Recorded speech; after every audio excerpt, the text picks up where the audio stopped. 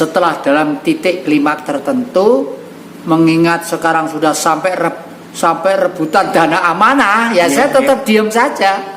Saya yakin kalau dana amanah itu memang besar, saya yakin itu, tapi pihak Barat sendiri yang merasa waktu itu 500 tahun di sini dengan VOC-nya ya, dengan VOC-nya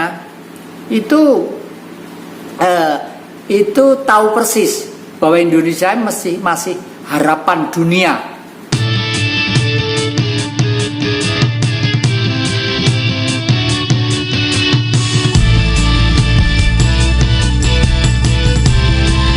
Dari pesan Bung Karno tadi. Jadi dengan satu kalimat Jatim besok yang meneruskan Bapak. Dalam arti menurut saya ini adalah satu yang saya jagalah keluarganya, putra putrinya ya. Yang kedua yang saya jaga adalah negeri ini. Jangan sampai negeri ini sampai terjebak oleh idealisme yang nyimpang dari cita-cita kemerdekaan.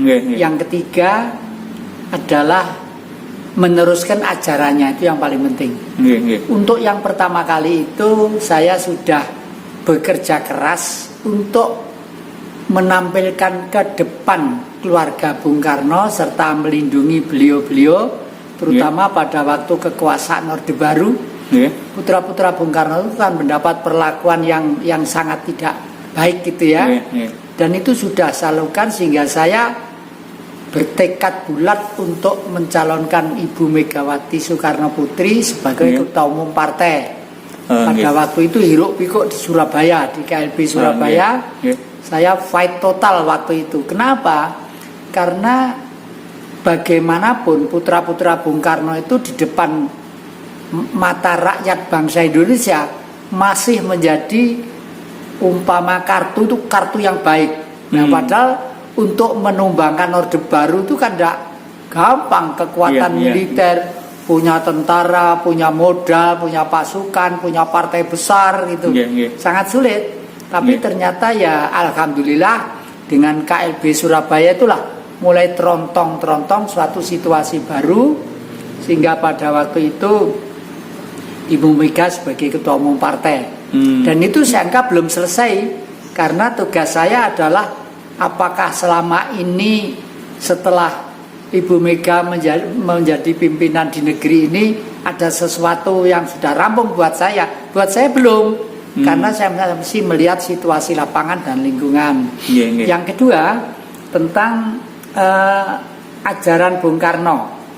Tentang ajaran Bung Karno itu saya pada waktu masih menjadi artis film, menjadi anggota DPR, MPR, itu kalau saya pengen punya duit yang mestinya reses itu naik pesawat terbang, saya naik sepur yang tiap stasiun berhenti, Mata Remaja itu. Karena apa? Baru punya aturan duit ya. Terus kebetulan saya waktu itu mohon maaf.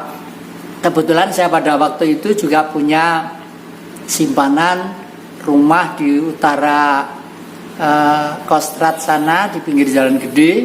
Singosari.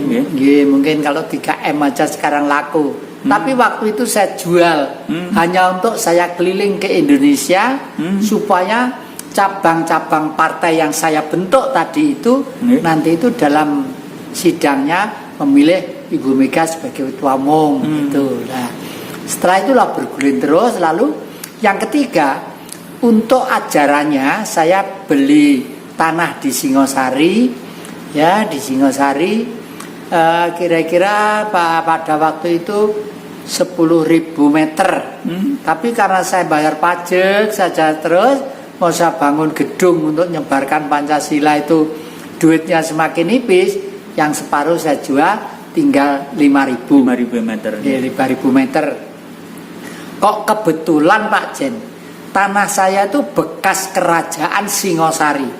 Betul-betul bekas kerajaan Singosari. Disitulah puas banget saya. Puas, bangga, dan bersyukur tidak pernah berhenti. Karena ternyata kebenaran itu meskipun lambat, nunggu untuk sekian puluh tahun, pasti akan memperoleh kemenangan. Nah, Nggih, nggih, nggih. saya pengen mengembalikan berkibarnya Singosari untuk NKRI itu, tidak untuk saya, Nggih, nggih. untuk NKRI. Nah, kebetulan sejarah yang sudah Mojopahit itu karena Singosari. Prabu Kertanegara yang pada waktu itu sudah mempunyai visi dan misi. Kalau sekarang mungkin sudah punya proposal loret-loretan, bagaimana caranya untuk menata bangsa Nusantara ini yang menjadi besar dan jaya. Maka dari itu lalu beliau sumpah itu, Prapta Eka Dharma Putra Nusantara, ingsun tan hamukti palapa, lamun durung eka ing Indonesia, ing Johor Malaysia, ing Tumasik Singapura, ing Ternate, sekarang Ternate, ing Johor, ing Gurun, sekarang Australia. Itu semua adalah wilayah bangsa kita. Istilahnya wilayah bangsa kita. Karena secara logika Indonesia merdeka masih 77 tahun yang lalu. Tapi raja-raja pernah kuasa di sini kan sudah ratusan tahun yang lalu.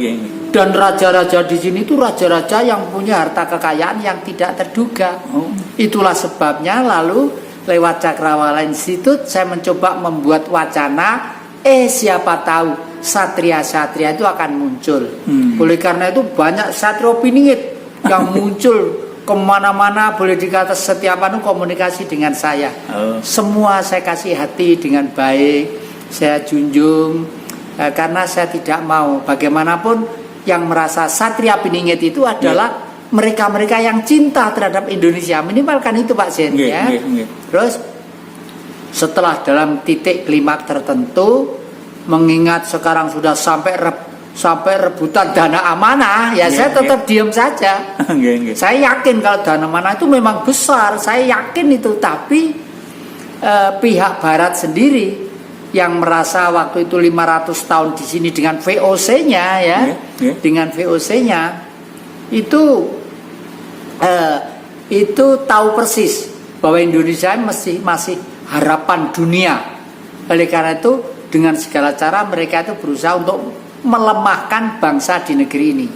Nah, dengan tampilnya satria piningit yang banyak ragam itu, bermacam-macam itu, akhirnya setelah hampir mendekati realita zaman, akhirnya saya floor ke media bahwa dari sekian ribu satria piningit hanya satu yang pinilih nanti itu, yaitu Satrio Pinilih.